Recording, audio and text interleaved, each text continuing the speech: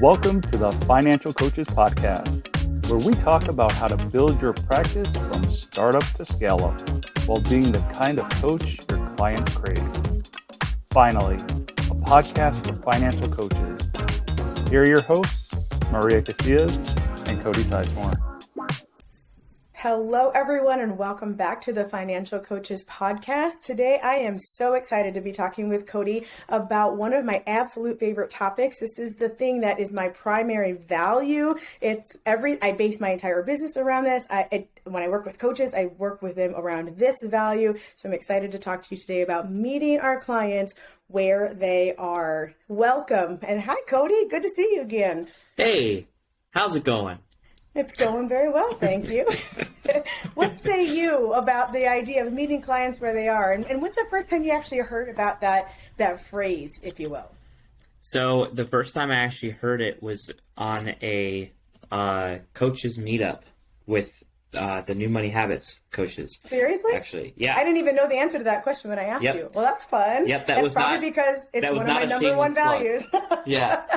Yeah, that was not a planned plug, by the way, just so you know. No, it wasn't. So, but yeah, well, that's cool. I first heard about that on one of those meetups, and when I first heard it, I was like, that's actually a really good thing and a really cool idea because when I first started, man, I was just like, all right, I'm going in with this plan, and people are gonna get in and do this plan, and they're gonna follow the plan exactly. And everything's going to be great, and they're going to get the results, and it just wasn't the case. So, and I think that there's that element to coaching sometimes that I think that, I know I got it wrong, but, there's that balance between trying to be intentional with your clients, but then also being, like, really rigid with your clients too. Mm-hmm. And there's a big difference. Because, I think that we as coaches, we want the best for our clients. And sometimes we actually kind of assume what they're capable of because maybe we were capable of it, Mm-hmm. So me personally, when I was, pretty early on in my financial journey myself, I had 5 figures worth of debt, and I wanted to get out of it as fast as possible. And I set myself a goal of like 2 to 2.5 years, something like that. And then I got into it, and I ended up getting out in 7 months. And that was because I sacrificed literally everything for 7 months. Mm-hmm. And I was like, well, I can do it. I know other people can do it. And that was a mistake because, not a lot of people want to live off of, I think it was $50 a month of spending money. Not a lot of people want to, I grew up in Michigan, so they had this thing where you can return cans for 10 cents. And, I'd go around and pick up everyone's cans and return them, just because, I wanted that extra money. So, but not everyone wants to do that. And, when I first started helping people with money, I was like, man, like you have to do it this way. Like it'll be so much better in the long run. You'll knock it out much quicker, which is true, but that doesn't work for everyone. Everyone has different lifestyles. I don't even know if you heard it, but I'm going to point it out anyway because that's what I'm here for, right? You about 5 minutes ago said the word capable. And then never use the word capable again, and you started using the word want. And I just want to point that out because when you use the word capable, you said not everyone's capable of that. And it's not necessarily that they're not capable, because sometimes they might not be capable, but there are many people who are fully capable of doing what it is that you did. Mm-hmm. They just don't want to. Yeah.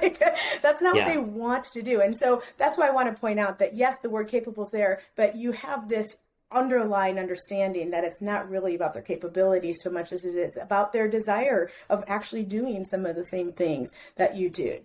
And there are more than one way, more than one route to get to a certain destination. You chose a very fast and difficult route, and there are other individuals who are like, yeah, I have other things that are higher priority for me than that. And even just the idea of debt, for example, not everybody is worried about debt the way that you were worried about debt. And so it sounds very presumptuous, excuse me, for us to come in and go, well, we want to clear up their debt the way that we cleared up our debt, when maybe that's not even one of the things that's weighing on them. Yeah. I'm really glad that you brought that up. Yeah. And to double down on that, I've had clients, you can't just like go in and be like, okay, well, this is what I did. So, let's talk about this, and hey, like, how do you feel about having like no spending money or very little, they're not going to enjoy it. And, I've had clients, I talk to them about, what we think is a healthy amount, and we have that conversation, and I always make sure that they don't skimp out on things that they value and things that are important to them for the sake of, getting that financial traction, because then they're going to grow to resent money, and that's not a good thing, Right. It's just not. So, being very in tune with their values, and even if, you think that they should be working on one area of their finances, but they're not concerned about it, and they have more value towards a different area, you can certainly discuss it and just let them know like how you feel about it, and they'll let you know how they feel about it, and then you guys can get a common ground. But ultimately, they're the boss. It's their money. So, and you have to be okay with that as a coach. You can't just be like, well, if they're not going to do this, then I'm out. Yeah. I mean, you could do that if you wanted to, but you're not going to grow as a coach if you just bow out every time something doesn't go your way.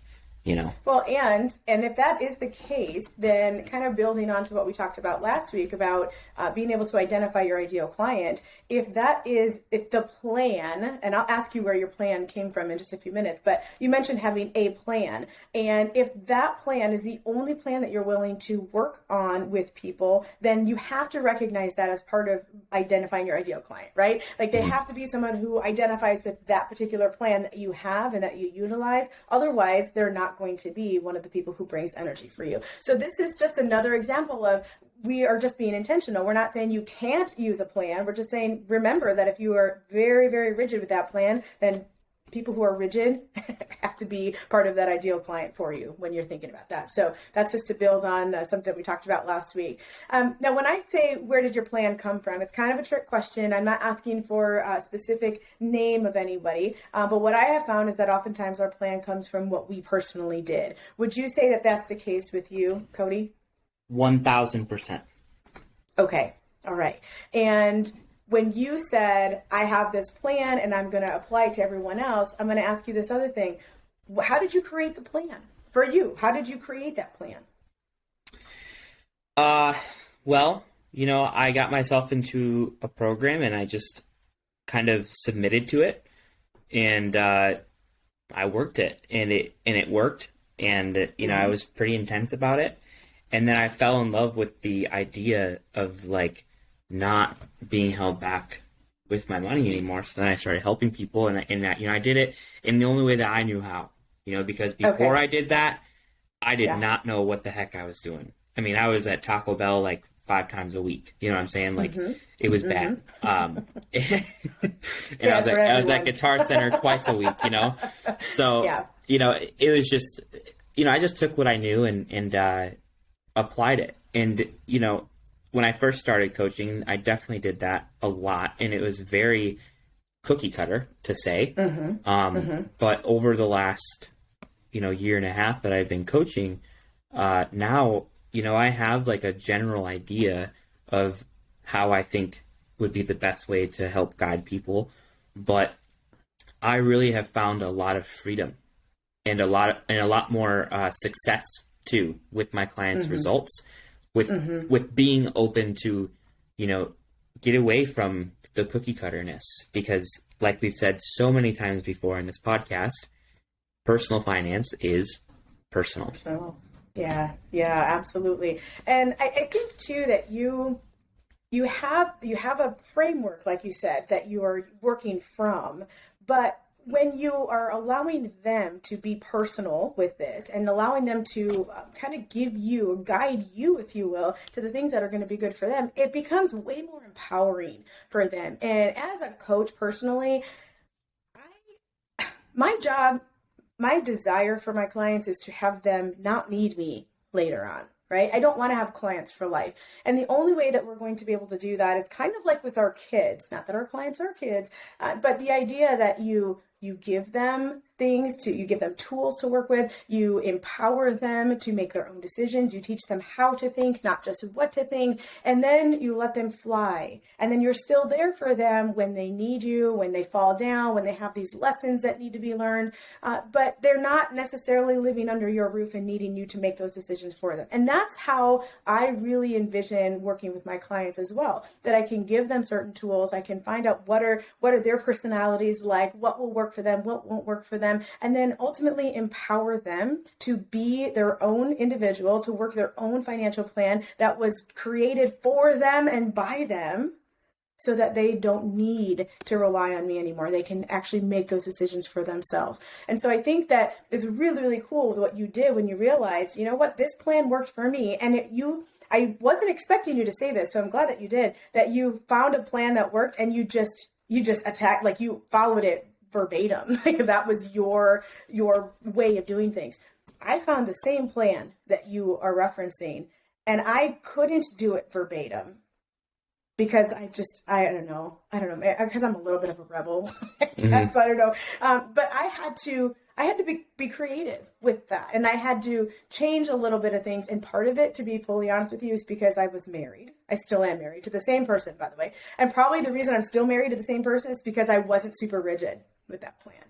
Because he would not have been okay doing every little thing because it didn't fit him. So I actually had the benefit, if you will, of practicing on my husband versus clients in knowing how to kind of tweak that a little bit so that it was something that not only would he get on board with, but that he would feel empowered and feel like he has some ownership of as well. Mm-hmm. Yeah. And that's something that I've actually kind of noticed with helping married couples too, is that sometimes you'll have one person in the relationship who is just like all in, like scorched earth, all in. And then there's the other person who's like, yeah, I'm good with this, but like, what the heck are you doing? To their partner, like I was, I agreed for this, but I was not expecting this. Right. And I think that you as a coach, when that happens, you have to be able to find that balance. You can't just be like, well, so-and-so is right, you need to do it this way. You have to find what's good for both people and then, have it actually blossom into something that's good. Rather than, and that can be very difficult when you're talking about two different people. Meeting someone where they are is one thing when it's one person. Yeah. But meeting them where they are, when they're in like two different places, you're like, okay, as a coach, how do I do that? Well, it's definitely an ebb and flow type of thing. You have to meet person A where they are, and then you have to meet person B where they are, and then help them to decide where they want to be together so that you can meet them there in that one location as well. So I know that's kind of weird, and it feels awkward for a new coach, but I want to just tell you a quick story, if I may. When I graduated from grad school, I went into substance abuse counseling, and I share this a lot, so I don't know if I've shared this on the podcast yet. If I do, I apologize. What I found was that when I came out of my schooling, I had not been an actual drug user. And that was something that was very difficult for some of the clients to say, well, how could you possibly help me if you've not been down the path that I've been? And so I let a lot of that self-talk go through my mind. Like, yeah, I'm this 23-year-old, pretty innocent child who's not done a lot of this stuff. Like, how can I possibly help some of these individuals? And what I did was I just showed up and I met them where they were. And what I found was, because I had other colleagues who had been down the addictions path and then had decided that they wanted to help people. So they became a certified substance abuse counselor.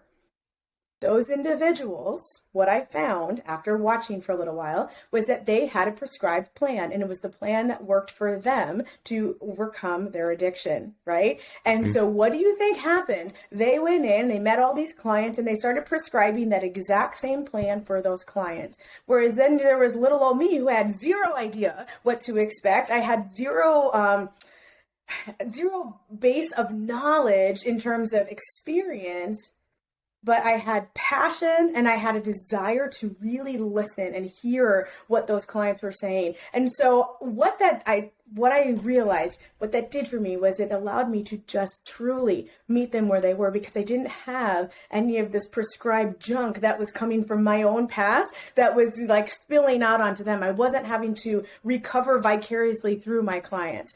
And they absolutely loved that, because for the first time in a really long time, they felt heard. They felt like someone was listening so that they could understand, not listening with the next prescribed thing to say.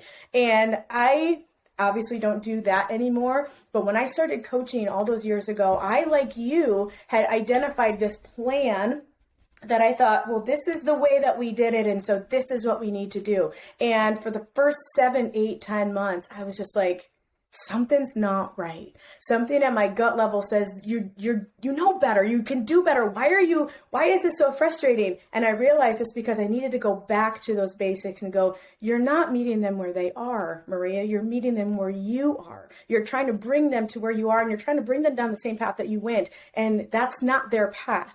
So just put the rest of that stuff behind you and recognize that you need to just meet them where they are. So that lesson was such an amazing lesson to me, and it was 15 years ago, and it still resonates with me now. And that is one of the reasons that this is my primary value when it comes to our clients, because there's just this recognition of, even if I've been down a certain path, it's not the same story that they have. Even if they had the exact same amount of debt that I had, and they had the exact same circumstances that I had, it's still not going to be the same path that they want to take later. And so it's just so important for us to take that step back and go, where are they? How can I just listen for understanding and not listen for responding?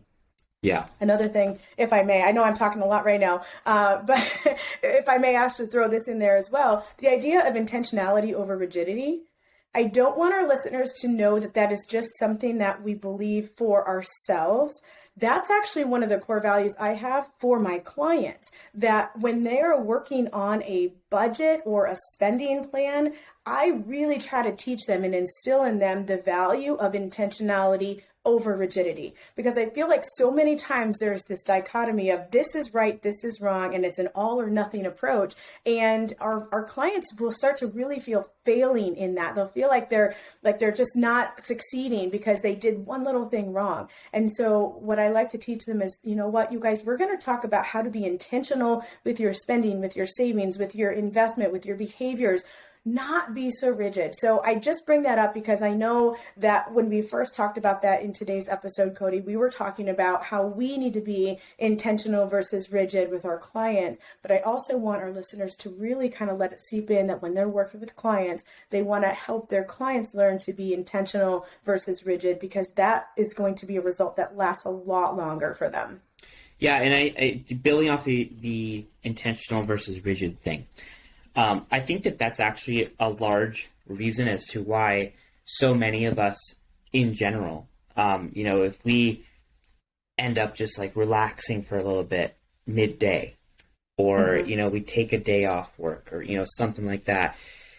A lot of us, especially people who like to be quote unquote high achievers or hard workers or anything like that, we end up feeling really anxious and really guilty during those times. Guilty. Yeah. Mm-hmm. When we know that we need to like rest and we need to like recoup and stuff like that. I think that comes from its own form of being too rigid, because even when you are resting, you are being intentional because you need that rest, and it's the same exact thing with people's money as well. It's the same messaging. So, if they go out and they have an anniversary dinner and they're trying to, pay off debt, and they're in this super rigid mindset, they're not going to enjoy that anniversary dinner, and the anniversary is going to be spoiled. And then they're going to look back at it and be like, why did I not enjoy that? Oh, it's because of money. And then they're going to have a sour taste in their mouth towards money. When in reality, being intentional about it is like, hey, let's have this anniversary dinner. Let's be mindful. Let's be intentional. But let's make sure that we are also being intentional for the reason that we're here, which is to enjoy and celebrate our anniversary, Yeah. And that's a huge thing. And one thing I do want to make sure that is known, because, I think that someone could listen to this entire conversation and they could say, well, these guys are just saying to not push people, just to be weak coaches, that is not what we're saying. There is a time and a place for pushing people. But there's also a time and place to where it's too much, not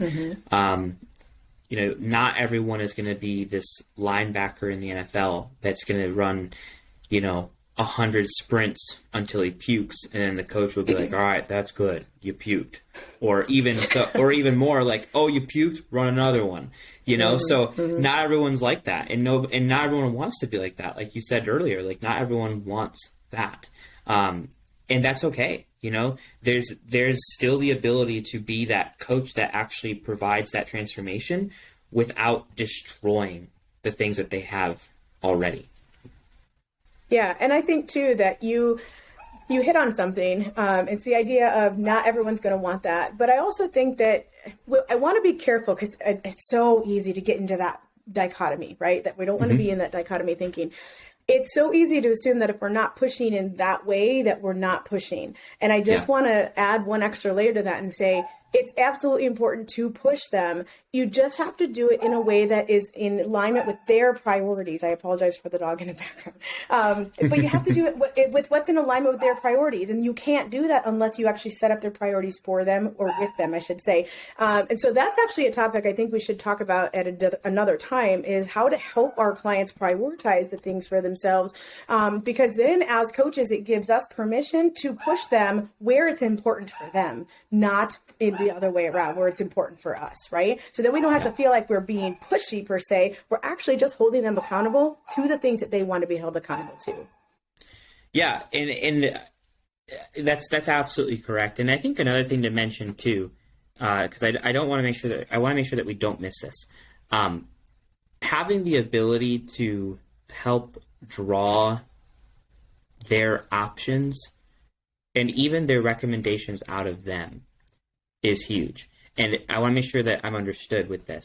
I'm not saying to give them recommendations all the time. I'm not saying to give them the answers all the time, but rather the art of being able to draw those things out of them through asking questions. Yep. I'm so glad you used the word art there, because it absolutely is an art form, and using questions is the way to do it. So how do you think, like, what are some questions that are good questions for that? I know I'm totally putting you on the spot, but are there any that you have used that are like, yeah, these are golden questions to ask our clients? I can't think of any like specific questions at the top of my head, but what I can tell you is that there's different types of questions. So there are open-ended questions and there are closed-ended questions. And closed-ended questions are like yes or no answers, or very like option A or option B. That's a closed-ended question. And when you do that, you get the answer quick, or at least you think you get the answer quick, and the conversation ends very fast. Are you hungry? Yes. Okay. Rather than an open-ended question, whereas it's not a quick answer. It's what are you hungry for?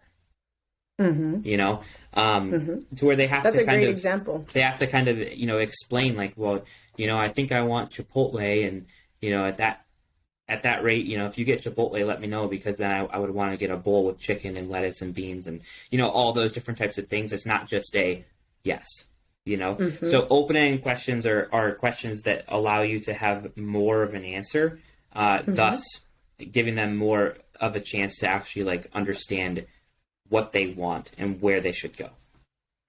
So bringing it to finances, let's just use that same example so that our listeners can go, oh, I totally get this. So a closed-ended question might be, how much debt do you have? $155,000 worth of debt, right? So that's a closed-ended question, because even though it's not a yes, no, that's why I'm using this, because it's not a yes, no answer, but it is a quick response. There's a very specific response to that question. But an open-ended question to that might be something like, how do you feel about that when, October 1st comes and you're trying to pay your bills, or, just kind of dig in a little bit to the feeling or the emotion behind it. What are some of your thoughts around that number? When you hear that number, what color comes to mind?